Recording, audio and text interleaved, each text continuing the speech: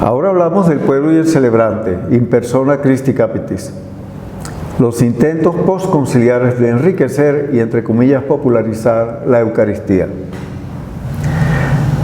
Empiezo con una cita del presidente de la Comisión Episcopal Pastoral de Liturgia en Brasil, Monseñor Armando Buciol, quien en 2018 aseguraba que no hay lugar en la liturgia de la Iglesia para lo que llamamos la creatividad salvaje. Cito: nadie en la Iglesia es dueño de la liturgia. Yo no soy dueño, dice Monseñor Buciol, soy un servidor. También el Papa es servidor de la Iglesia, es el primero. Y por lo tanto, no puedo manipular la liturgia a mi parecer. En segundo lugar, dice Monseñor Buciol, está lo que llamo creatividad salvaje y fantasía. Monseñor Buciol explica que la liturgia es obra del Espíritu y de la Iglesia a lo largo de los siglos. A veces se confunden las cosas, dice. No se conoce la historia, ni las raíces, ni las razones de cada gesto, cada rito. Por lo tanto, un sacerdote o un obispo que fuera de las competencias reconocidas por la Iglesia la manipula a su parecer, está, y usa Monseñor Buciol una palabra sumamente fuerte, está traicionando. Y luego indica, hay numerosos espacios en la liturgia de la Iglesia para la creatividad sobria, fecunda y profunda. Creo que una persona que la comprende desde adentro y vive en la liturgia aquello que celebra, con certeza transmitirá a los que participan de ella una fuerza transformadora que ilumina, que consuela y que fecunda la vida. Es por ahí que debemos caminar, dice Monseñor Buciol para terminar la cita. El Concilio Vaticano II, con su propósito de realizar un nuevo ajuste de la Iglesia al espíritu de los tiempos y abrir a una mayor participación de los fieles, quizá alimentó sin quererlo tendencias deformantes en varios aspectos, tendencias que toca evaluar y corregir. Esa es la tarea de los pastores, esa es la tarea del sacerdote, porque es muy fácil que la asamblea se nos desmande en un emocionalismo vacío o que se nos desmande, por lo contrario, en una reactividad contra lo que el concilio defendió y propuso. Factores como la música y el propósito de animar, entre comillas, la Eucaristía. Yo no sé qué piensan ustedes, pero hablar de la necesidad de animación implica que como si la Santa Eucaristía fuese entonces aburrida, árida y poco atractiva. Animar significa hacer mover lo que está desanimado. Si concebimos la Eucaristía como algo desanimado, pues claro que necesita animación. Pero si la consideramos en lo que ella es, si penetramos en su misterio, si estamos en permanente asombro ante la presencia del Señor día tras día ante nosotros, pues realmente dudo que pensemos que necesita animación. En mi experiencia de fiel laico, atento, sensible a la liturgia y a su belleza, porque la liturgia, entre otras cosas, es bellísima.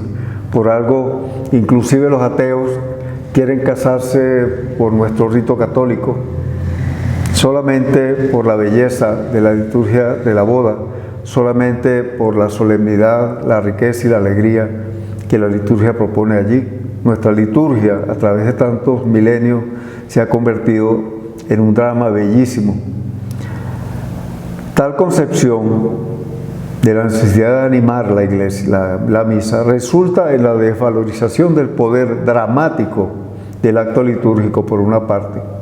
Por otra, la banalización y vulgarización de cantos y textos, donde no solamente el sacerdote cae en la tentación de usurpar prácticamente el protagonismo de Cristo, malentendiendo la expresión in persona Christi Capitis, con sus propias ocurrencias y expresividades, sino que los grupos de animación y los fieles, distraídos fácilmente por novelerías y excesos, atraídos más por la habilidad de músicos y cantantes que por la corrección de palabras, ritmos y melodías litúrgicos, se dejan llevar, nos dejamos llevar.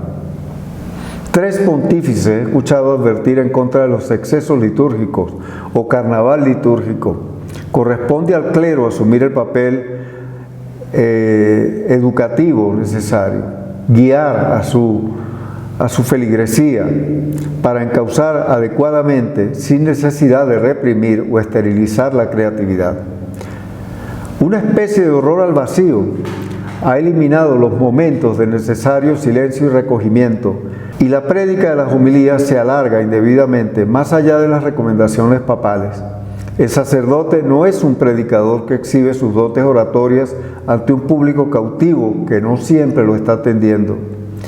Los fieles, además, no están para aplaudir a un orador, sino para escuchar su manera de resaltar la palabra que acaba de leer, palabra que es infinitamente más importante que sus juicios, por geniales que estos parezcan.